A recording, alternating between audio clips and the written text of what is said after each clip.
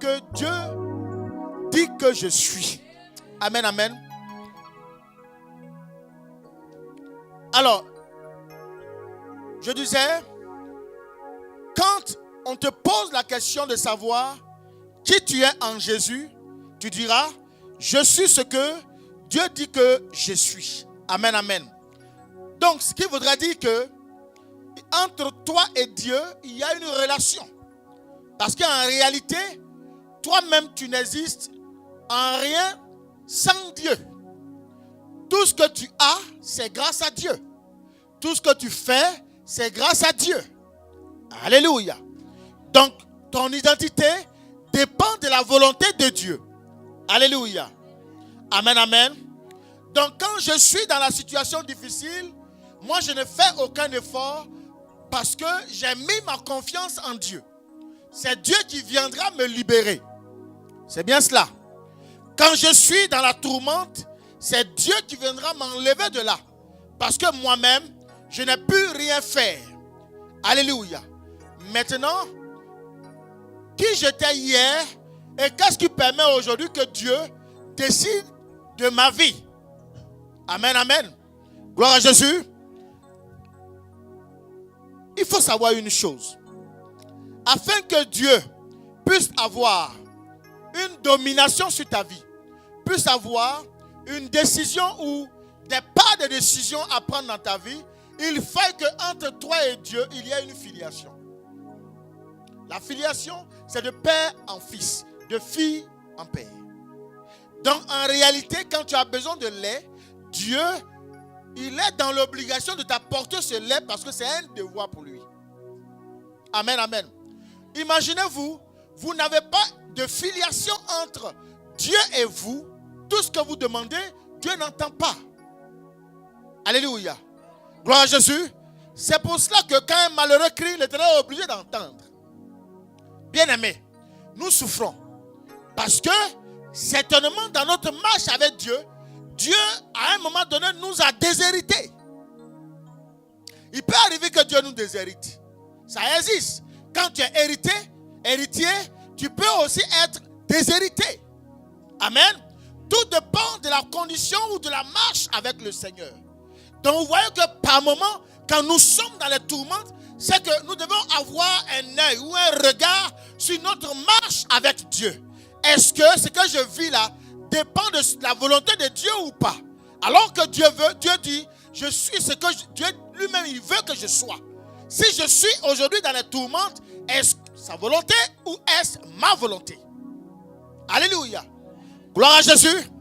La Bible va nous aider dans Apocalypse 5, verset 9. Amen. Je lis la parole de Dieu dans le livre d'Apocalypse 5 à partir du verset 9. Oui, jusqu'au verset 10. Et il chantait un cantique nouveau en disant, oui. Tu es digne de prendre le livre et d'en ouvrir les sceaux, car tu as été immolé et tu as racheté pour Dieu par ton sang des hommes de toute tribu. Amen. Regardez un peu. Tu as racheté pour Dieu par ton sang des hommes de toute tribu. Tu as racheté par ton sang des hommes de toute tribu. Pour qui? Pour Dieu. Pour Dieu. Donc vous comprenez aujourd'hui, si vous êtes là, ce n'est pas en vain. Avant même le temps, Dieu savait que vous devez être là. Pourquoi? Parce que hier, vous étiez morts. Et par le sang de Christ, il vous a racheté. Tu as racheté des hommes de toute tribu. Par son sang. Maintenant, le rachat de Dieu là a fait quoi dans la vie d'un enfant de Dieu? Alléluia. Amen. Le rachat de Dieu par son fils Jésus, qu'a-t-il apporté dans la vie d'un enfant de Dieu? Continuons. De toute langue et de tout peuple et de toute nation. Verset 10. Tu as fait d'eux un royaume et des sacrificateurs pour notre Dieu. Amen. Et ils régneront sur la terre. Très bien. Vous voyez un peu, quand Dieu a racheté ses enfants par le sang de l'agneau, la Bible dit, il a fait de quoi? Un royaume des sacrificateurs pour faire quoi? Dieu. Donc on comprend que la terre nous a été donnée. Amen. Cette terre nous a été donnée à domination. Non seulement à domination, parce qu'il a fait d'eux des rois. Puisque qui est dans le royaume, c'est parce qu'il y a un roi. Oui. S'il n'y a pas de roi, on ne parlera pas de royaume. Donc vous comprenez que Dieu, quand il a donné son fils, il va racheter des hommes. Et il va leur donner la terre et il leur dira dominer. Vous êtes des rois. Alléluia. Donc il faut savoir que quand tu es en Christ, ton identité en Christ, tu es quoi? Roi. Amen, amen, Amen. amen. Tu es roi. Maintenant, le roi fait quoi? Il règne. Il règne en maître absolu. Parce que Dieu t'a donné une identité de roi et de reine, tu n'as donc pas le choix de régner. Alléluia. Amen. Et ce qui fait que ton règne, quand tu es en train de l'accomplir, ce n'est pas parce que tu es roi que tu n'as pas de preuves. Alléluia. Amen. Tout roi, pendant son existence, a forcément un moment d'épreuve. Est-ce qu'il n'est pas malade? Le roi ne tombe pas malade?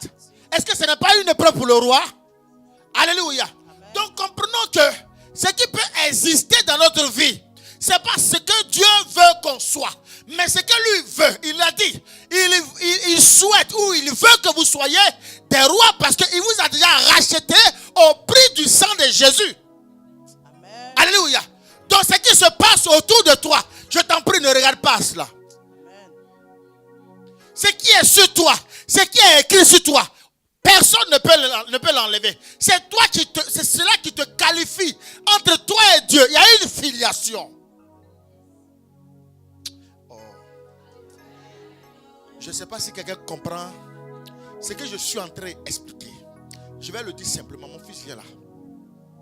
Dépêche-toi. Laisse tes bras. Tu es un garçon. Viens là. Voilà.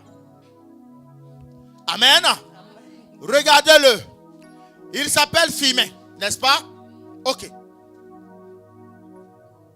Mais le frère, on l'appelle tout le temps Phimé. De qui est-il fils? Et on entend Série. N'est-ce pas?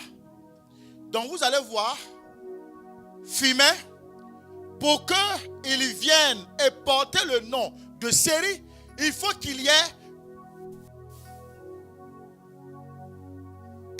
un lien. Le lien va se faire entre son père et sa mère. Donc, l'union de ces deux liens-là, ce sera le sang. Amen. Ce sera le sang. Et ce sang-là qui fera Phimé.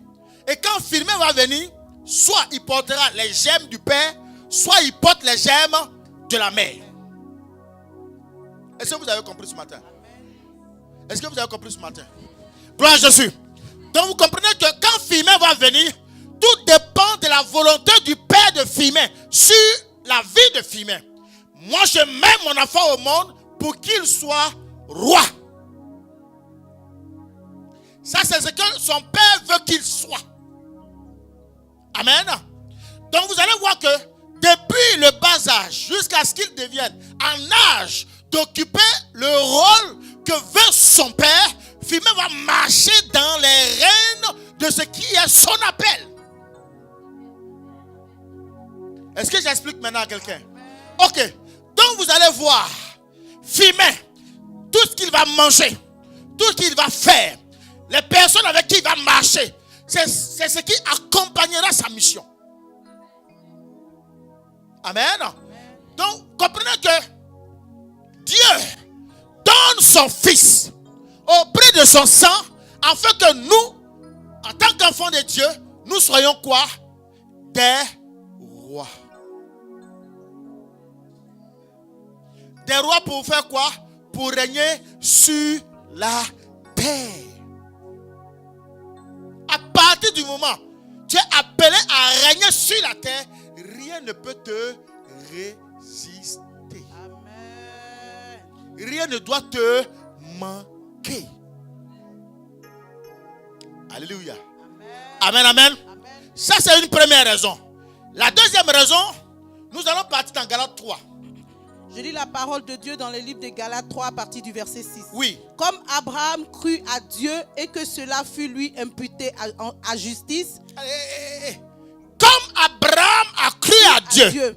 et que cela lui a été imputé à justice. Ça veut dire quoi? Quand Abraham est né, Dieu l'a appelé. Lève-toi, viens, va à Canaan. Abraham n'a jamais vu Dieu, ni de jour, comme vous me voyez, comme je peux vous appeler pour m'entendre. Mais lui, il a dormi. Quand il a dormi, Dieu lui a dit, lève-toi, va à Canaan. Abraham n'a pas cherché à comprendre, il s'est levé, il est parti. C'est pour ça que la Bible dit, quand Abraham crut à Dieu, cela lui a été imputé à justice. Maintenant, à justice, c'est quoi? Qu'est-ce que Abraham a eu? Amen. Amen. Est-ce que quelqu'un me comprend? Amen. Quand Abraham a cru et qu'il est parti par obéissance, qu'est-ce qu'il a reçu? Reconnaissez donc que ce sont ceux qui ont la foi, qui sont fils d'Abraham. Merci. Regardez un peu. Abraham n'a pas cherché à vérifier ce qui se passe dedans. Mais Dieu lui a dit, lève-toi, suis-moi. Va dans un pays où je te montrerai. Ce pays-là, Canaan, est précisément à Shichem. Va là. Abraham se lève, il s'en va. Il s'est levé par quoi? Par la foi. Donc là, vous allez voir que ce qui va faire d'Abraham fils de Dieu, c'est la foi avec laquelle il a marché pour partir. Amen. Alléluia. Amen. Maintenant, là, par filiation, par le sang de Jésus, vous appartenez à Jésus. Et ce que vous êtes aujourd'hui, c'est parce qu'il veut que vous soyez ainsi.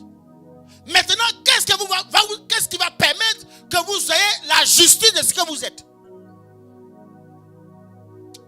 Amen. Ok, Amen, amen, amen. Je vais parler en d'autres termes. Mon fils, viens encore. Viens là. Voilà. Par le sang, il est devenu le fils de Séri. Papa Séri a proclamé et prophétisé sur sa vie qu'il soit roi. Ça là, c'est promesse. Cela n'est pas encore accompli. Papa Séri lui dit, lève-toi. Bon, marche à pied, va à Argenteuil. Il ne cherche pas à comprendre. Il se lève, il s'en va. Amen. C'est bien ça, ma fille? Oui, papa.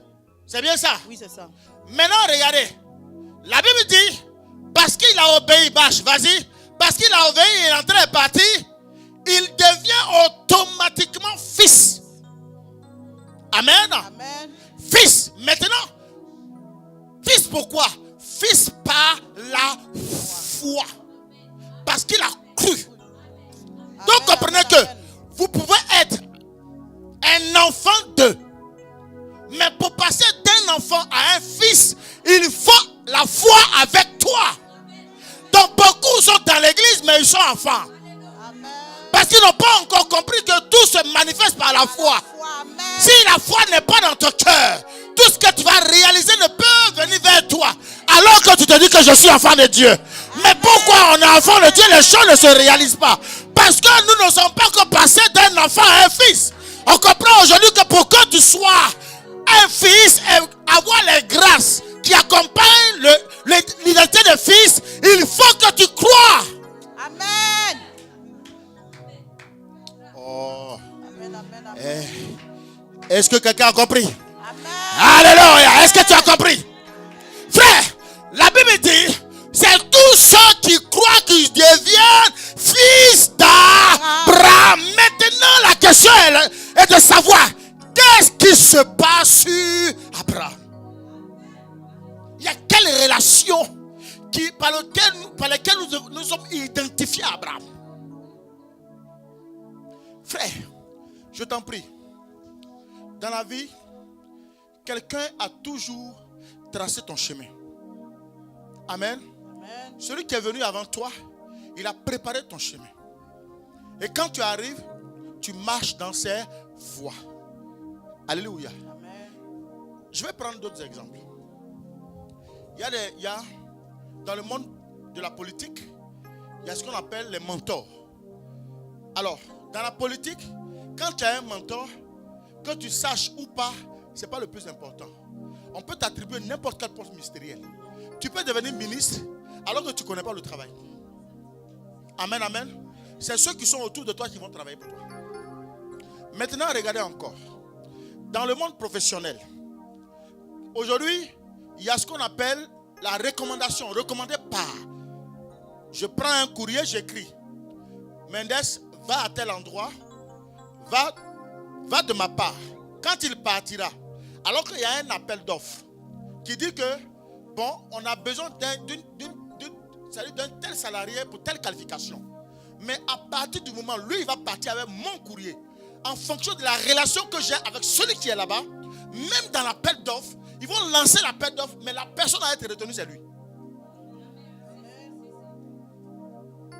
Est-ce que j'explique? Est-ce que je fais comprendre un enfant de Dieu? Tout simplement, à cause du niveau de relation qu'il y a entre la personne et moi, quand il va partir, ils vont le prendre. Et il sera ministre. Vous n'allez rien comprendre. Quelqu'un qui était d'un bas niveau, on apprend qu'il est devenu ministre. Dans la vie, il y a quelqu'un qui te trace un chemin. Amen, amen. Avant que Jésus ne vienne, la vie de Jésus sur la terre n'a été possible parce que Jean-Baptiste a tracé le chemin. Donc quand il est venu, il a marché dans les voies de Jean-Baptiste. Mon enfant, l'étape d'un enfant à fils dépend de la marche de celui qui t'a prédestiné. Amen, amen. Tu peux être dans un pays ou même dans un village, dans une ville. Mais quand tu n'as pas une relation, un mentor qui puisse te tenir la main pour dire marchons comme ça, tu peux aller et tu peux être. Gloire à Jésus.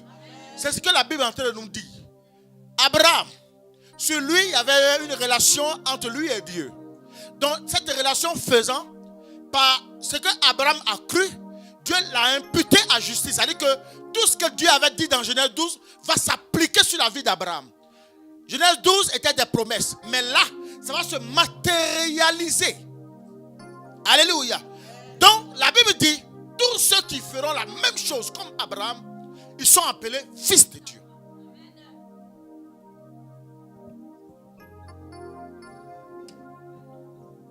Est-ce que j'explique la parole à quelqu'un? Mon enfant, je ne veux plus t'amener dans les ricacas. Non. Non, non, non. Je veux te faire asseoir. On ne peut pas te blaguer quand tu as assez. Personne. Quand vous allez voir que des personnes vont arriver ici, si la parole n'est pas prêchée, je pense qu'il y a quelque chose qui va se passer dans votre cœur. Alléluia. Maintenant, regardons plus loin. Continue un peu, ma fille. Verset 8. Aussi l'Écriture prévoyant que Dieu justifierait les païens par la foi, a d'avance annoncé cette bonne nouvelle à Abraham. Toutes les nations seront bénies en toi. Très bien. Très bien. Regardez un peu. La Bible dit a d'abord annoncé quoi? La bonne nouvelle à Abraham. La bonne nouvelle à Abraham. Abraham était déjà informé que par lui des nations allaient être bénies. Maintenant, je me pose la question. Moi, je suis fils d'Abraham parce que je vis par la foi.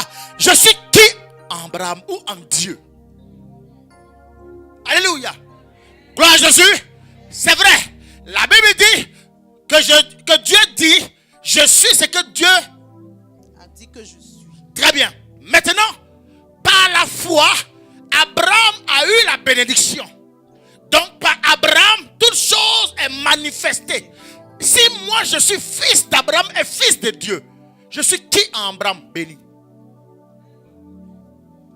Donc, ta réelle identité, tu es béni.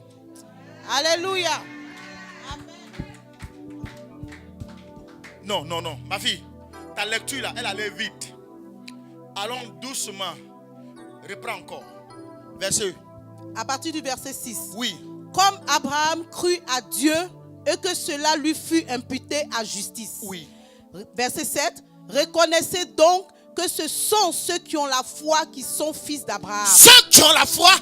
Et regardez, on va enlever Abraham, mais on dira ceux qui ont la foi qui sont fils de Dieu. Amen. Amen. Parce que Abraham n'a pas reçu les grâces par n'importe qui, c'est par Dieu. Amen. Amen. Donc Dieu se substitue à Abraham. Pourquoi Dieu prend l'exemple d'Abraham? Parce qu'il a dit dans sa parole dans Apocalypse que Jésus a payé le prix pour que nous, enfants de Dieu, nous soyons des rois sur la terre. Abraham est où? Il est sur la terre. Ton règne dépendra de la vie d'Abraham sur la terre. Et il dit que comme tu crois et que par la foi tu manifestes toutes choses, si Abraham est béni, tu es aussi béni. Amen, amen. Amen. Verset 8. Aussi l'Écriture prévoyant que Dieu justifierait les païens par la foi, a d'avance annoncé cette bonne nouvelle à Abraham. Toutes les nations seront bénies en toi. Verset 9. Oui. De sorte que ceux qui croient sont bénis avec Abraham le croyant. Est-ce que tu peux acclamer le Seigneur? Est-ce que tu peux encore acclamer le Seigneur? Alors, vous voyez un peu? Vous voyez? Amen. Donc, en fait, l'objectif final à atteindre, c'est le verset 9. L'objectif d'un enfant de Dieu, c'est de sorte que... De sorte que ceux qui croient sont bénis avec Abraham le croyant. De sorte que ceux qui croient sont bénis avec Abraham le croyant. J'ai toujours dit, il faut avoir foi en ton avenir. Mon enfant, si tu n'as pas foi en ton avenir, que Dieu va faire de grandes choses en toi, finalement, qu'est-ce qui va se passer?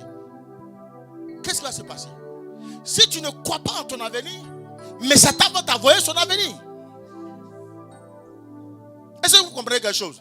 Donc, normalement, un enfant de Dieu doit absolument croire en l'avenir. Si tu crois en l'avenir, tu dois croire en ton travail, croire en tout ce que tu fais. Quand tu marches pour accomplir la grâce de Dieu, de ce que toi, tu sais que tu es une source de bénédiction. Pourquoi? Parce que tu manifestes une chose selon la foi de Abraham. Oh. Amen, amen. Alléluia. Alléluia. Gloire à Jésus. Frère, la foi c'est quoi? C'est une détermination. La foi c'est une assurance de ce qu'on fait. Moi je crois que je vais y arriver, quelles que soient les épreuves. Amen. Je crois que mon travail va sortir. Je crois que mes papiers, je vais les avoir, quel que soit le temps que je vais perdre. Parce que moi là, je suis le fils d'Abraham. Amen. Alléluia. Je crois que je vais guérir. Quel que soit ce que les langues disent, moi ce n'est pas pour moi. Parce que je crois à la parole de Dieu. Dieu a dit que par Abraham, moi je suis béni. Alors je suis réellement béni. Amen. Go, ne t'inquiète de rien. Dieu dit, parce que tu es venu à l'église et que quand tu m'écoutes prêcher, tu crois que ce que je te dis là, la chose va se faire dans ton cœur. Ça dépend de comment ton cœur le reçoit. Amen. Mon enfant, quel que soit le temps, ce que Dieu a dit, il va le faire. Oh, je n'ai pas entendu ton amen. Alléluia. Gloire à Jésus. Qui a besoin d'une malédiction? Personne. On est là pour être béni parce que nous sommes nés d'Abraham. Nous sommes passés d'enfants et à fils d'Abraham par la foi. Donc par la foi, mon travail est là. Par la foi, mes papiers sont là. Par la foi, ma maison est là. Par la foi, j'ai mon salaire. Par la foi, je réalise mes vœux. Par la foi, je suis donc béni. Alléluia. Acclame encore le Seigneur.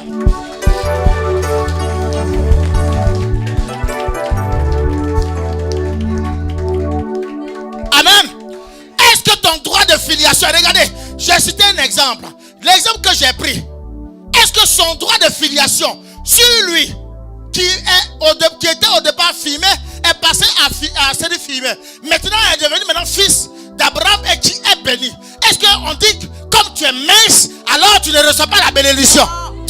Alléluia. Est-ce que ta bénédiction dépend de ton état? Est-ce que ta bénédiction dépend des signes extérieurs? Alléluia. Frère, mon frère, pardon. Tu peux ne pas aller à l'école. Mais si Dieu dit tu es une source de bénédiction, tu es béni. Amen. Frère. Amen. Que tu sois gros, que tu sois mince, que tu sois vilain, que tu sois le plus beau de la terre. Mais si Dieu veut que tu sois marié, tu seras marié. Alléluia. Même Même si tu ne sais pas faire à manger, Dieu dit que tu es béni alors que ton mariage est là. Amen. Est-ce que là vous avez entendu une condition? Est-ce qu'il y a une condition? Pourquoi vous vous inquiétez? Pourquoi un enfant de Dieu s'inquiète? Il n'y a aucune condition. Est-ce que là, parce que vous avez vu quand on a lu dans Apocalypse 5, on dit de toutes les nations, de tout pays, n'est-ce pas? Est-ce qu'on a dit, bon, comme tu es du Zaïre, tu n'es pas béni. Comme tu es de la Côte d'Ivoire, tu es béni. Bon, comme tu es du Portugal, tu es béni. Est-ce que c'est ce qu'on a dit? De toute tribu, de toutes les nations, de tout peuple. C'est pas ce qu'on a dit? Pourquoi vous vous inquiétez? Alléluia. Si tu ne viens pas à l'église avec la foi, mais comprends que ta souffrance sera là.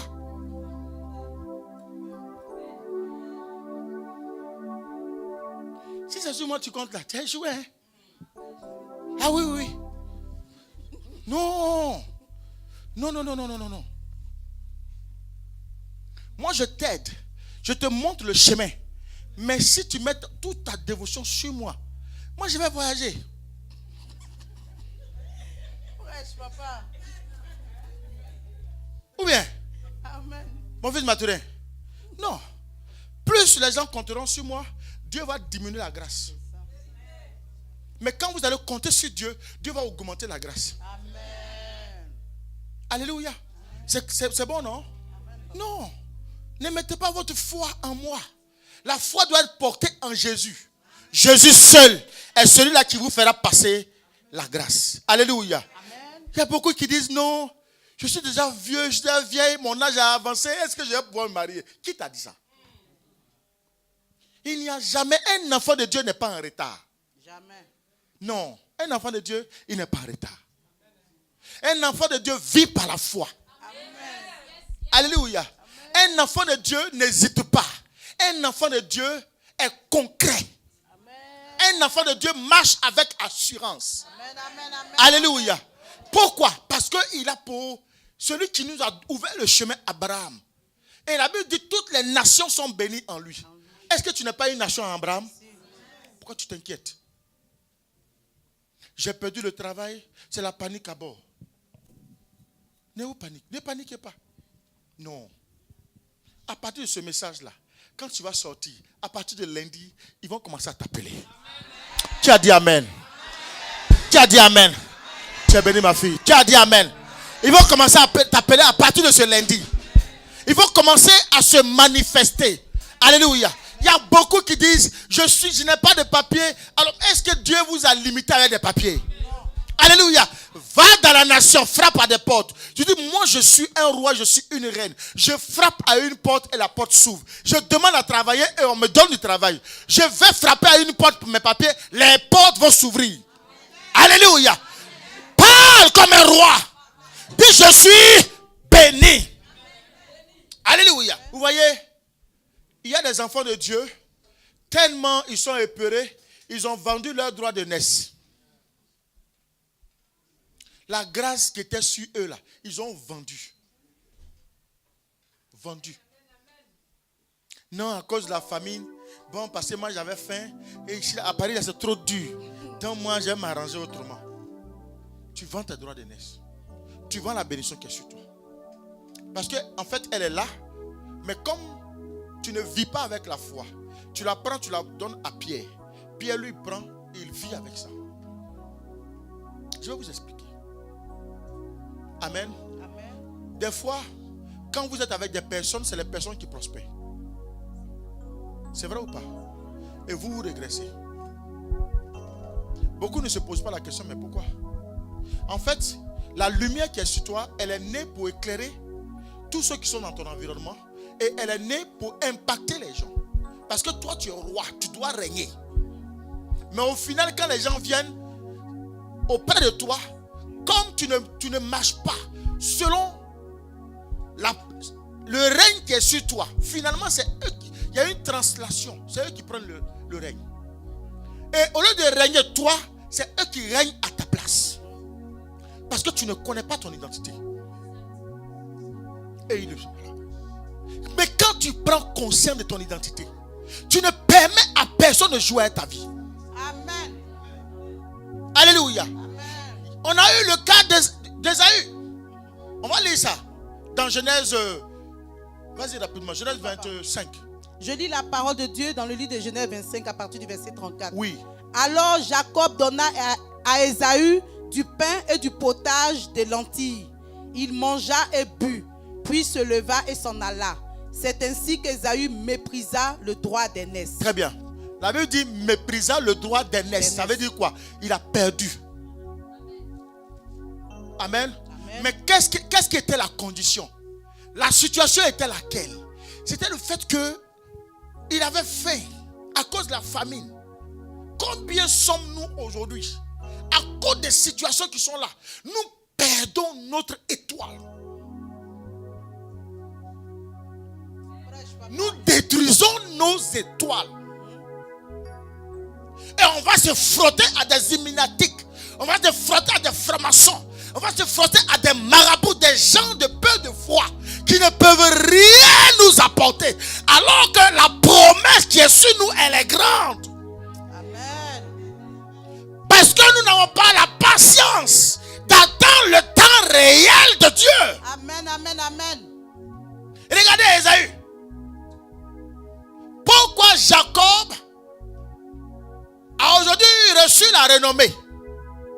Parce qu'il a vendu ses droits d'aînesse. Lui qui était le plus grand, le grand frère, il a dit, bon, donne-moi un peu ton potage là parce que j'ai faim. Et Jacob lui dit, vends-moi tes droits d'aînesse. Si il te donne ça en échange, tu me donnes quoi? Combien sommes-nous aujourd'hui à échanger? Tu crois que quelqu'un peut te dire, moi, mes papiers là, voici ma carte. Je peux te donner tout ce que tu veux, mais à condition que j'aille avec toi. Et il va aller avec toi. Il va te faire un enfant, il va te laisser cadeau. Et tu vas rester là à souffrir. Alors que hier, tu avais une prédestination puissante. Et personne, c'est-à-dire les gens quand ils te regardaient, ils ne parlaient que de toi. Ils voulaient simplement te ressembler. Mais le petit moment de faiblesse va permettre que tu vas vendre ta droit d'aînesse. On ne marchande pas la grâce. Amen, amen, amen. On ne la marchande pas. La grâce, on la conserve. On veille sur la grâce. On attend le temps de l'accomplissement. Parce que ce que Dieu a dit, il veut que tu sois élevé. Quel que soit le temps, tu seras élevé. Alléluia. Satan, il connaît le plan. Il sait, il connaît Dieu. Je vous ai enseigné là-dessus. Il était le premier ministre de Dieu. Le chef du groupe musical. Et il savait ce que Dieu aimait. Donc quand nous chantons, lui aussi il vient avec ses adorateurs. Il chante parce qu'il avait un gouvernement. Va dans Matthieu 4. Le verset 8 va m'intéresser. Je lis la parole de Dieu en Matthieu 4, verset 8. Oui. Le diable le transporta encore sur une montagne très élevée. Et regardez un peu. Le diable transporta qui? Jésus. Il prend Jésus, il le transporte. Et est-ce que, Amen, amen, amen, amen, amen. est-ce que vous imaginez l'audace du diable? Le créateur du ciel et de la terre. Celui-même qui l'a créé, lui il le prend, il le transporte. Et la Bible dit, dans les lieux élevés. Lui montra tous les royaumes du monde. Il dit, regardez les royaumes. Qu'est-ce qui se passe? Quand le diable te voit, il sait ce qui est en toi. Amen. Prêche, papa. Il veut chercher à te corrompre. Chercher à te corrompre. Pour enlever en toi ce qui est de la valeur de Dieu. Ne laisse pas ta vie entre les mains du diable par la légèreté. Alléluia. À cause d'un pseudo bout de papier, tu vas laisser ta vie, toute ta destinée, ta famille contre toi. Et tu vas laisser entre les mains du diable. La Bible dit, il a regardé Jésus. Jésus même pour qui nous sommes là, il le prend.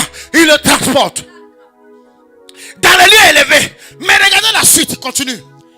Il lui dit, je te donnerai toutes ces choses si tu te prosternes et m'adores.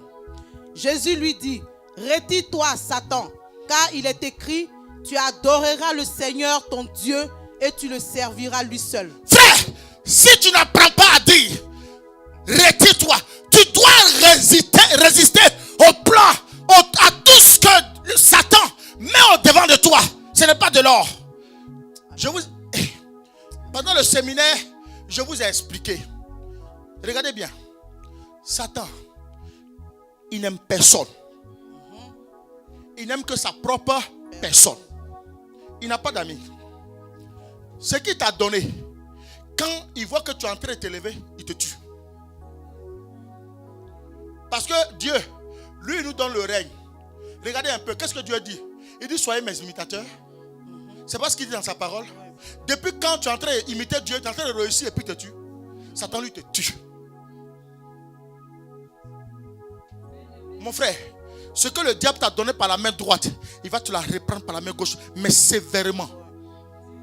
Et tu vas en payer le prix. C'est là, quand tu cries à Dieu, il bouge ses oreilles. Pour Dieu, tu n'es plus un malheureux. Parce que tu as eu tout le temps de ne pas le faire. Regarde par exemple aujourd'hui, certainement Dieu est en train de t'avertir. Parce que tu es à quelque part. Il y a beaucoup d'enfants de Dieu qui se sont arrachés dans les églises. Alors que leur bénédiction, leur délivrance est proche. Et ils s'arrachent. Ils recommencent tout. C'est comme ça Satan. Regardez. Lui il prend Jésus et puis le transporte. Il le transporte. Et la Bible dit dans les lieux élevés. Pourquoi? C'est de la distraction. Qui a créé ces lieux élevés? N'est-ce pas Jésus? Toi tu peux prétendre quoi entre les mains d'un homme? Rien. Tu peux prétendre quoi entre les mains d'une femme? Rien. Alléluia. Jésus, regardez. On le prend, on le transporte dans les lieux élevés. Regarde tout ce que tu vois là. Je peux te donner tout. Qui? Aïe. Continue ma fille. À partir du verset 11. Alors le diable laissa. Et voici des anges vinrent auprès de Jésus et le servaient. Mon enfant, la Bible dit, le diable le laissa. À votre avis, pourquoi il a laissé? Parce qu'il a échoué. Non seulement il a échoué, surtout il a compris, mais Jésus est devenu lourd dans ses mains. Amen, hein? Amen. Quand quelqu'un te porte, viens me porter, tu vas voir. Amen. Viens me porter. On va voir qui aura souffrance. On va voir qui aura mal au dos. Alléluia. Alléluia. Mais le fait de laisser, il le fait quoi? Il le laissa. Mais laissa là, est-ce que vous savez comment il a laissé? Bah. C'est ça, il le laissa. Maintenant, il le laissa. Vous ne savez pas quel était le poids de Jésus. Il n'avait pas le choix de le laisser. Parce qu'il s'est rappelé que il s'est trompé d'adresse.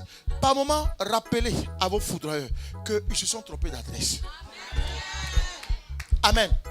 Mon enfant, si dans ta bouche, tu te tais sur certaines choses, ça va t'étouffer. Mais quand on se moque de ton Dieu, il faut avoir une réaction directe. Ce n'est pas être impulsif, non. C'est respecter ton identité. Amen, amen. Quelqu'un vient te dire, oui, moi je peux donner les papiers, mais à cause de coucher avec toi, c'est t'insulter. Qu'est-ce que ton Dieu ne peut pas permettre? La Bible dit, il a en lui le pouvoir et le vouloir.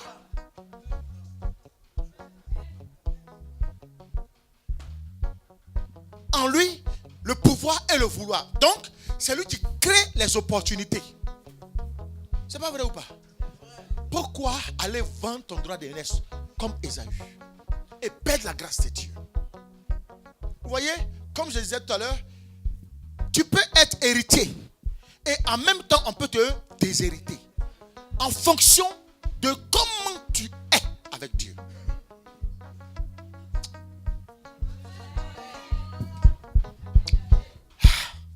Est-ce que quelqu'un a la joie ce matin? Est-ce que quelqu'un a la joie ce matin? Est-ce que tu es béni ce matin? Alléluia.